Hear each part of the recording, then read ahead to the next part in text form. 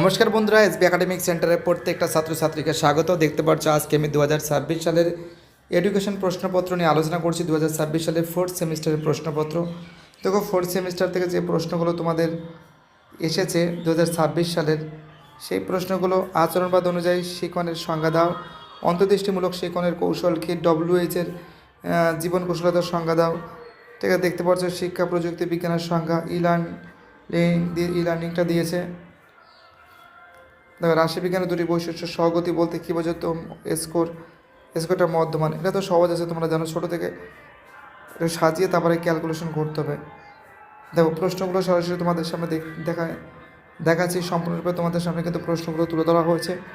এডুকেশনের প্রশ্নপত্র, রাশিবিজ্ঞানের দুটি বৈশিষ্ট্য লেখো, সহগতি দিয়েছে, স্কোর, একই প্রশ্ন তুলে ধরছি তোমাদের সামনে। একটু এই প্রশ্নটা আমি দেখিয়েছি। ঠিক আছে, দেখে নাও তোমরা প্রশ্নগুলো। প্রশ্ন কিন্তু খুব সুন্দর প্রশ্ন হয়েছে। দেখো, শিক্ষা প্রযুক্তিবিদ্যা শিক্ষা প্রযুক্তি বিজ্ঞানের মধ্যে পার্থক্য, ডিজিটাল বিপ্লবটা দিয়েছে, প্রচেষ্টা ভুলের শিক্ষণ কৌশল কি।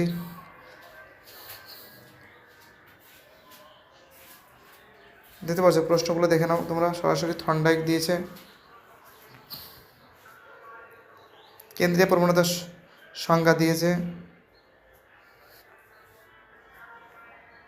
সহগতি সহগাঙ্ক দিয়েছে। তো দেখতে পাচ্ছ প্রশ্নগুলো কিন্তু খুব সুন্দর প্রশ্ন হয়েছে। ডিজিটাল বিপ্লবটা তো তোমরা তো জানো, খুব ইম্পর্টেন্ট কোশ্চেন এটা। ডিজিটাল বিপ্লব, বর্তমান তো সবই ডিজিটাল, ইন্টারনেট সব দিক থেকে ডিজিটাল। প্রসেসটা ভুল, দেখো।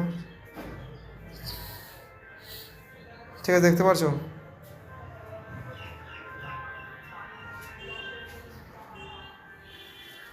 ভিডিওটি দেখার জন্য সবাইকে অসংখ্য ধন্যবাদ জানাই। তোমাদের সাপোর্ট, তোমাদের ভালোবাসা প্রচুর পরিমাণে পেয়েছে। এই সাপোর্ট, এই ভালোবাসা এসবি একাডেমিক সেন্টার কখনো ভুলবে না।